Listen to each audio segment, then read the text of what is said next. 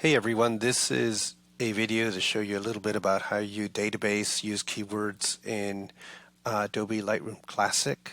It's a way to organize your photographs and make them super easy to find.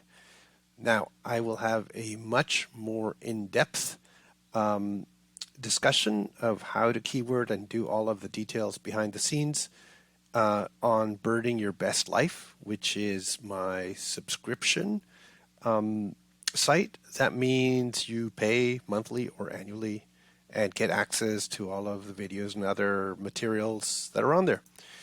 But also, if you want to just have access to some of these videos and know when some of these YouTube videos are out, you can go down to the bottom, subscribe, and then you get notice when new ones are out.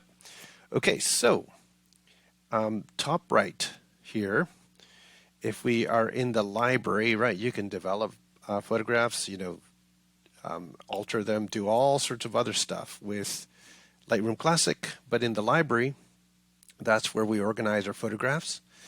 And you just will look at this bit here. We have keywording and keyword lists. I'm going to open up those keyword lists. And in the keyword lists, you see that I have them organized by types. So, for example, I have places, events, people, taxonomic organization. And within taxonomic organization, I've created different groups of bird families. So if I look at the ducks and geese over here, I see all my ducks and geese, and I create them with the sort of last name first, so all my ducks are in a row. And then I can, search more easily for specific ducks rather than having them with the first name and then the last name, like duck marbled instead of marbled duck. And this makes it a little easier to sort of deal with them. Nevertheless, I have all of these names I have created over time and organized them, and then I tag the photographs with these names. You don't have to create all thousands of names all at one time. As you start tagging, you build your set of keywords, and you can even add new ones later and tag things as you see fit. And you can always change the name of the keyword if a species changes or if family is split or whatever you want to do. You're never stuck with these things. You can always change them. And then you can also add these keywords directly to the EXIF data on your photograph, so it stays resident with your photograph even if this program was to expire at some point. So that is a little bit about keywords. And I will show you, for example, this is a glaucous winged gull here in my keywording, sort of the area where I work with keywords. There's nothing in this screen. That means that this bird has not been keyworded at all. But to show you how it works, let's say I want to find, for example, sort of in the Alcids, right? All of the pictures I have of Snow's guillemot, right? It's a kind of pigeon guillemot. I created a special a keyword for Snow's guillemot directly, so I could have access to those photos separate from pigeon guillemot.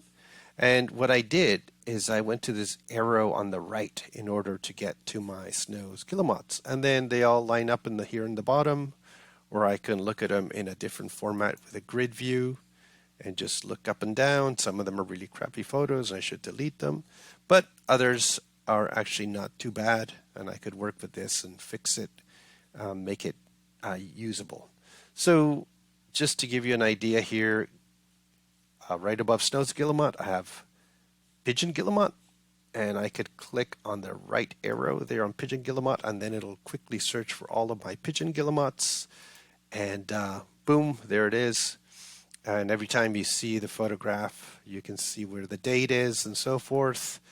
And if I go back up to my keywording window, here it actually tells me what keywords I've used: guillemot pigeon, and Farallon Island National Wildlife Refuge. So I have a place, a species, and over here I have a date.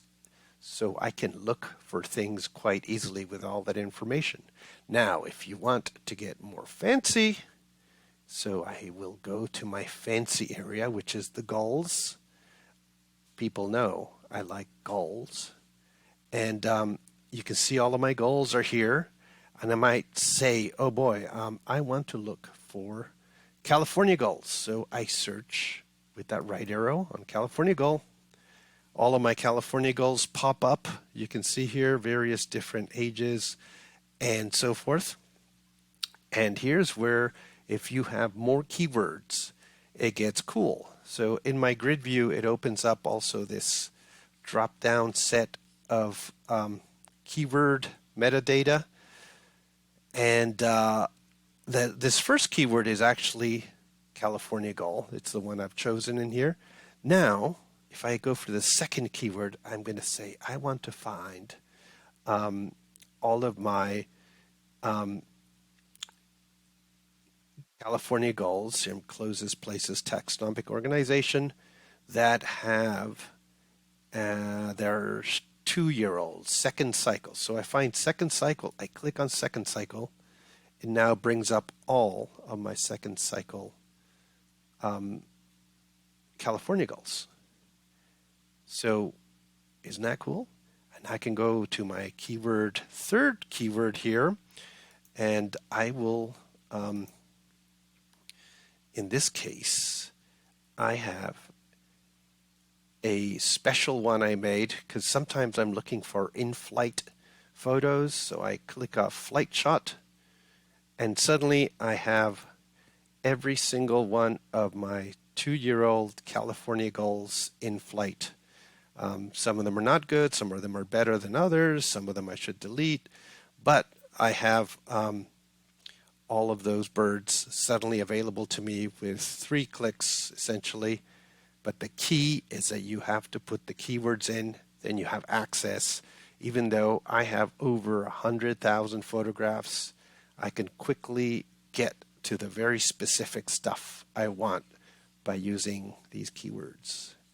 I hope that's useful to you. Remember, if you want more of these little videos as they come up, subscribe down below in the YouTube channel, or if you want more details on how we do this, I'm going to do a little mini class probably on this, as if there's interest, on Birding Your Best Life, the subscription service that I have with birding info.